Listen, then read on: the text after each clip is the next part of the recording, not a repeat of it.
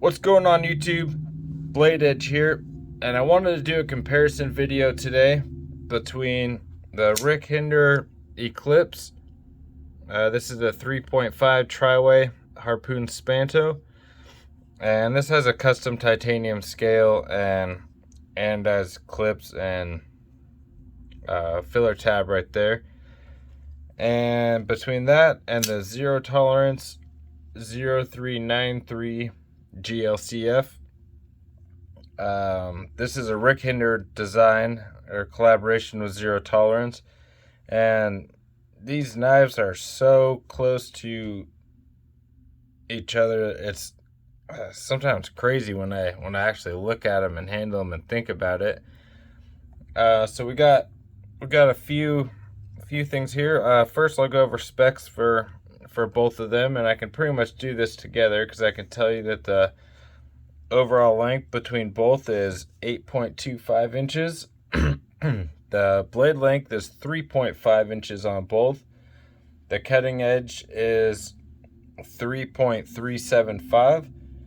The blade thickness is pretty much the same. If you really had to get down to it, this one's coming up at 0.16 and this one's 0.165. I really don't think that that's a difference that anyone could tell, but I love big thick blades like this. That's honestly, for some reason, when I'm looking at getting a knife, like one of the specs I look for first is how thick the blade is. I know it's more common people want like a thin slicey blade, but for me, I love having the blade that's just, it's got such a thick blade stock, and I really enjoy that. So that's one of the top things I look at. If you look at the blade shape on these are both harpoon spantos, Hinderer's blade shape that he came out with, and essentially it's not really, but essentially, or maybe it is really, it's a tonneau blade that's been rounded off here, so you're getting that strength out in the tip that tonneaus are known for. You can see, especially on this one, you can see a little better how once it gets out to about right here, gets a little bit thick again before it drops out to the tip, and they're both the same way. You can just tell a little better on this one. But holding them up here side by side, you can see that harpoon notch starts pretty much right at the same spot as we got blade stops side by side. So they're almost identical in that way. You got one more jimp right here. And other than that, turn them over sideways. And by the way, these are both users, so I don't really care if they kind of clank up against each other. You can see they're a little bit different when you got them sideways like this. Sorry, let me wipe it off. It's crazy when I first started getting like these knives. At first, I really didn't like this finish, this working finish. I was like, man, I like having the shiny, the stone wash blades or satin blades, but the more I have them, especially user wise, I love having this working finish. It hides the scratches and fingerprints. Obviously there's no fingerprints or anything on it, but when you put like a good edge on it, like a good mirror edge, it shows a lot more having that finish, because it's all dull. Then you go down there and you can just see that shine on the edge of these. I love that. But yeah, so they're a little bit different, not a whole lot. You can see this one almost looks a little bit more aggressive. If I had to put it in a way, I guess it's a little bit more of a swedge up there, but this one, the flat extends out a little bit further. So not exactly the same, but pretty close. The blade stops are both different. And obviously there's going to be differences, considering one is a Hinderer Eklipse and one is a Hinderer designed knife.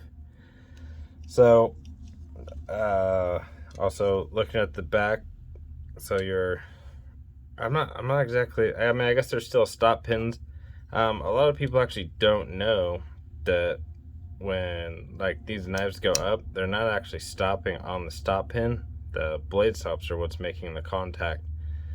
You can actually put a little piece of paper. I did it on both. You can put a little piece of paper in there and slide it through because it's not actually making contact. It does make contact to stop the knife this way from like the blade hitting your stop pins. So it does stop the knife going in the closed position, but it's not stopping it when it's going open.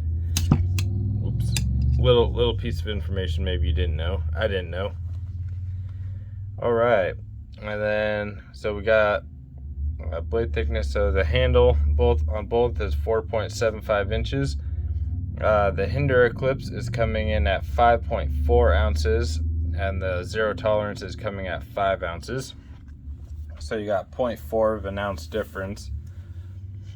Oh, I definitely have to get the zero tolerance because that 0.4 ounces is gonna weigh down my backpack.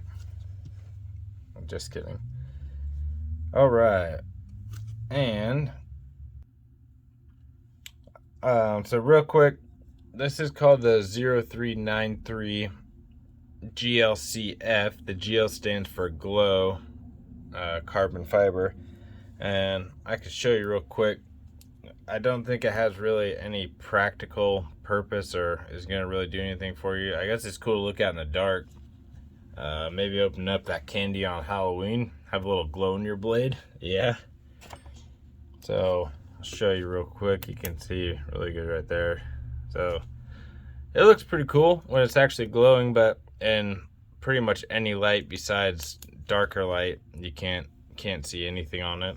And you know, when it's not charged, it just looks like basic. It does charge up the glow and hold it for a little while.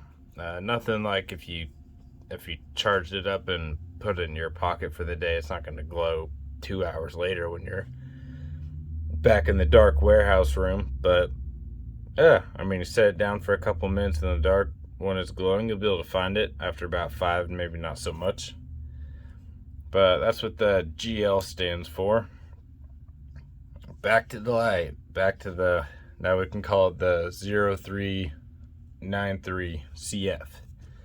So this is actually, I want to say this is the second version of this one. I could be wrong though. I did have one, had a blue handle and the two-tone blade before, which I regret. I regret selling that knife. That's one of my top regrets. I love that knife. Loved how it looked. And I feel like this one costs just a little bit more for the glow, and the glow doesn't really do anything. So do with that what you will. All right. So picking up both these knives. Oh, also, side note, you can actually take this pivot screw out, and it will go into or you can put an XM18 pivot screw in here. Kind of cool. Some of the hardware can be swapped. I don't remember exactly what it is, so I'm not going to say. I know the filler tab, you can put Hinderer filler tabs in. I don't remember exactly what else it was that you could interchange between them, but I'm sure someone in the comments, one of the 5 people that are probably watching this, might be able to fill in a little bit more. Man, you can see how that working finish just looks like under this light. Even it looks so cool. You can see the whole outline of the blade perfectly.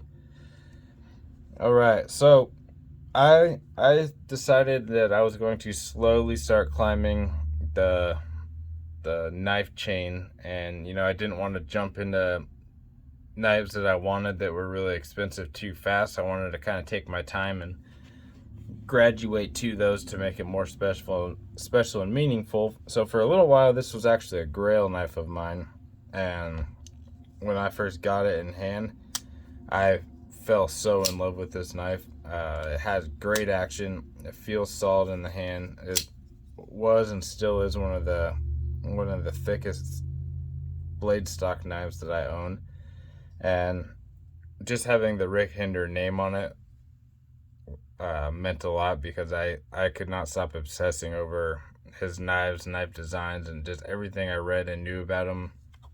I was just really excited to have this, and I still am. This is actually a knife I wouldn't get rid of. I don't know when they're going to stop making these. I'm sure it's coming at some point, and I want to know that I have one. So this one definitely isn't going anywhere. If I can get my hands on one of the blue ones again, I'm definitely going to do that. I know there were some other sprint run models that look so awesome, but those would probably go for quite a bit on the secondary market, I would assume. This has great action, not quite fall shut. You got to kind of shake it a little, but you can definitely shake it shut, and a couple shakes here and there.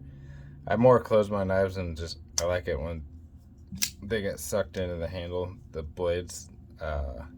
So I had this, and this was like the ultimate quality and solid feeling knife that I had.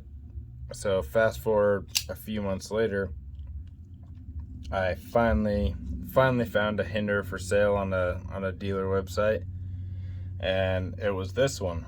And this was actually the first time I was able to like go on this dealer's website and order a Hinderer knife. Normally they're gone too quick. It wasn't the right time where I didn't have the funds ready. Which, always make sure you have the funds available. Don't go broke getting knives. You'll always be able to get one down the road, or find something else that you like. Don't break the bank. Don't lose your rent over it. But so this was actually the first Hinderer knife that I ever owned, but it was brand new. I got an XM18 before this. It wasn't brand new. It was used, but in new condition. It doesn't really matter, but that feeling of opening a brand new one is always like such a good feeling. But so I finally got my hands on this one, and was wondering what is it, about like $150 difference. I feel like why is this $150 more? And I can tell you by climbing the knife ladder as I have, I can definitely feel the difference. Not saying that this one at all is bad quality or anything like that. It's great quality. It's put together extremely well. They both have 20 CV blade steel, pretty much the same material. This is titanium handle, and this was G10 and titanium. But I could just feel that little bit extra of smoothness, and that little bit extra in the action, and just overall how it felt in hand. I could tell why this costs a little bit more, and I still can. And it made my love for Hinderer knives even that much better. This is a comparison video, so I'll stop talking about that. So between these two, as you can see, action on this one is a little less than on the actual Hinderer knife, but this has more of that controlled fall shut. And I mean, the weight's the same. They feel pretty close to the same in hand. It would be different if this one didn't have the G10 on it. If it was just a solid handle, you'd definitely be able to feel, but pocket clips pretty much in the same spot. I don't know if it's having these 3 screws and standoffs in there that make this feel more solid, or just, you know, you also have the advantage of being able to take off this scale and put on a G10 one or a different titanium one, and switching out these screws and the pivot and the standoffs and the handle nuts and the pocket clip and all that, being able to switch that off for what you want on there or what you would like, that also gives us an advantage in my opinion. But if you are climbing the knife ladder, or if 300 is the most you would spend, or if 300 is almost too much to spend, or whatever it is, you will be 100% perfectly happy with this knife. If you have that feeling that you want just a little bit more than you feel like this is offering you, you will be 100% happy with this knife. Both of these bring equal happiness. If you're like me, you will be able to tell that why this is a little bit more. Yeah, man, that action, I'd do that all day. But I'm not trying to make this video any longer than what it should be. That pretty much is what it comes down to. If you're looking for a Hinderer, or if you like this style of knives, both of these will make you equal happy. Both of them are great, solid options. I think this one's about $280, $270, and this is $425 at their stock value. The scale adds an extra $200, but the G10 scale it comes with is included, and that's $425. And both of them are worth their price tag, in my opinion. This one could be a little bit lower. Like I said, I feel like it's where it's at just because of the glowing carbon fiber. And I could honestly leave that. I don't need it or use it, or if that's what's costing the extra maybe $20 higher price tag, then I could do without it easily. And other than that, that's about all I have to say about these. Both of them you can deploy with the thumb stud. Both of them have great flipping action, and both of them can't reverse flick that one, and can reverse flick that one. So other than that, I've been Blade Edge. I hope you guys have a great day. Have a good Sunday evening, and I'll see you on the next video.